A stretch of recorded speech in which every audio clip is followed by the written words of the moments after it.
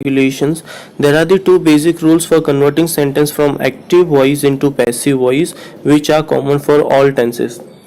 यहाँ पे एक चीज़ हमें ध्यान देनी है, एक्टिव वॉइस का मतलब होता है जो tenses which we have already completed, जो टेंसेस होते हैं उसे हम एक्टिव वॉइस बोलते हैं. पैसिव में there are the 8 different tenses, जो हमारे 12 टेंसेस थे उसको ही, उसमें से ही 8 टेंसेस जो हैं वो पैसिव में कन्वर्ट होते हैं. और इसमें दो मेन कॉमन रूल्स हैं जो सारे टेंसेस के लिए कॉमन रहेंगे. The first one, the place of subject and object will be interchanged in the sentence.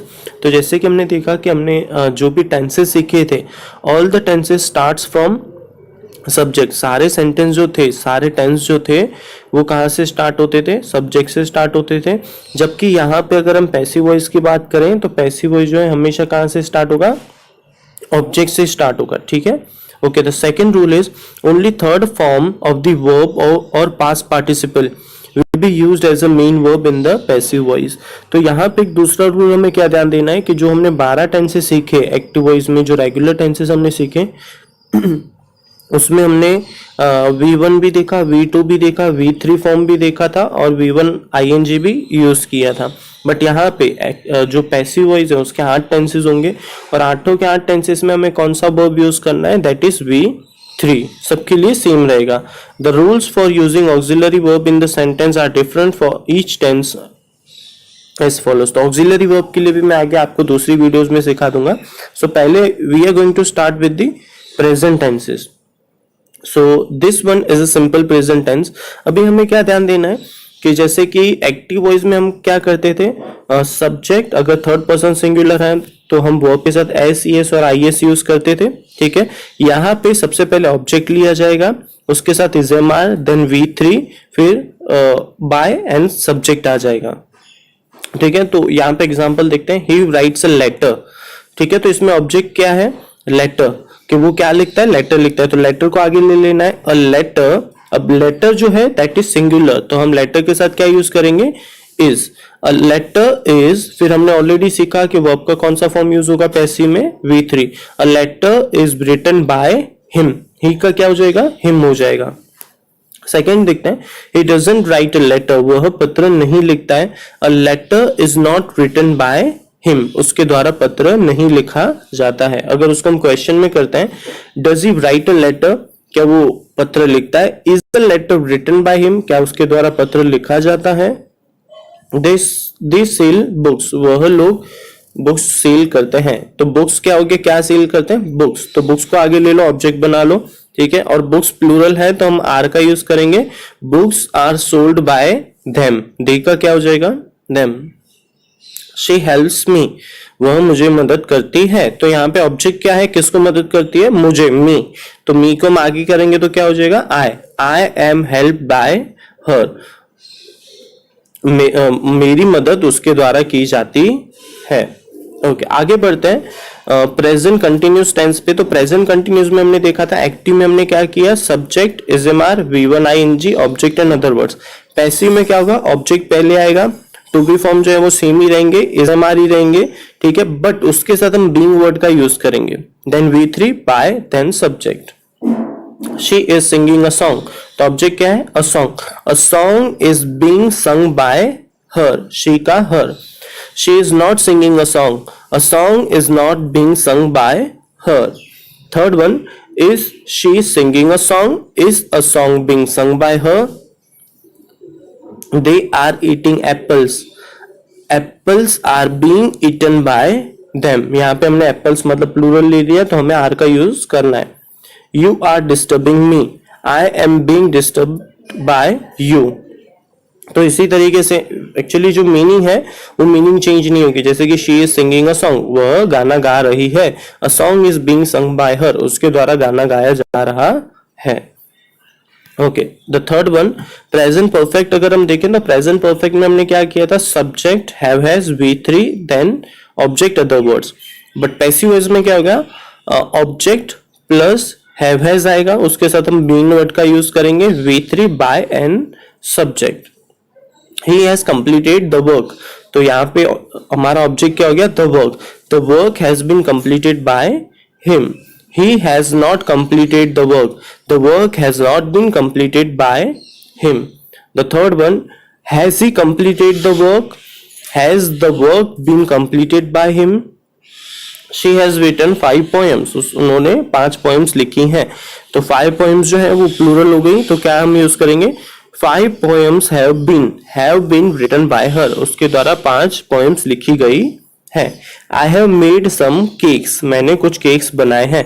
Some cakes have been made by me. यहाँ पे सिंपल आपको कुछ चीजों का ध्यान रखना है कि हर टेंस में हम V3 का यूज करेंगे. आपको सिंपल प्रेजेंट में इज एम आर के साथ V3, पैसिव के लिए प्रेजेंट कंटिन्यूस में is am are, being and V3 being word का यूज करना पड़ेगा. देन प्रेजेंट परफेक्ट में आपको क्या करना है? Have, has, been, then V3 का यूज करके उसको पैसिव में convert. So simple past tense, if we talk about simple past tense, the formula of active was subject V2 object other words. Now the passive formula is object was verb V3 by subject and other words you can use. Okay, the first one is he bought a car. तो यहाँ पे क्या हो जाता है? car becomes an object. तो car हम आगे ले लेंगे. A car was bought by him. यहाँ पे in passive it is not necessary कि आप by him हमेशा लगाओ, by me या by her हमेशा लगाना जरूरी है, ऐसा नहीं होता है. For an example, he bought a car was bought. Car खरीदी गई. ठीक है, तो उस तरीके से भी हम बोल सकते हैं. जैसे कि if I say we celebrate Independence Day on 15th of August, तो हम ऐसा भी बोल सकते हैं Independence Day was celebrated on 15th of August. तो यहाँ पे we का us करने की जरूरत नहीं होती. It is not compulsory. by us आप other words में add कर सकते हो, but it is not necessary. He did not buy a car. Car was not bought by him. उसी को क्वेश्चन में कन्वर्ट करो. Did he buy a car? तो क्या होगा? Was a car bought by him? Then another one, she decorated the walls. तो answer क्या आएगा? The walls were decorated by her. Again, I'm telling you, by her. It's not compulsory to put on. Okay. The last one, I helped them. So क्या होगा? Sentence them का क्या हो जाएगा? They हो जाएगा. They were helped.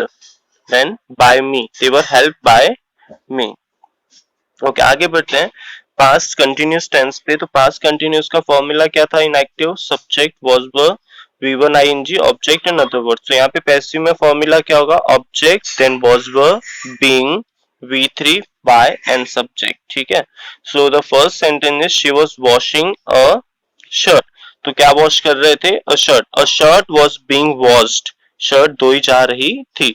तो यहाँ पे by her लगा सकते हैं. she है तो a shirt was being washed by her. She was not washing a shirt. A shirt was not being washed by her. Was she washing a shirt? Was a shirt being washed by her? उसी तरीके से सिर्फ अगर negative है तो third place पे not लगाना है, और इंट्रोगेटिव है तो जो टू बी फॉर्म में वो हमें आगे ले लेना है. Boys were singing a song.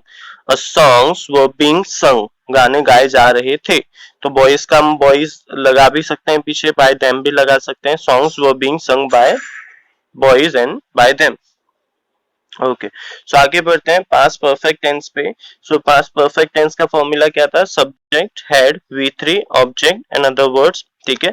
और पैसिव में फॉर्मूला क्या होगा? Object plus had plus been, V3 by subject. ये फॉर्मूला रहेगा. Again by subject it's not compulsory to add. They had won the game.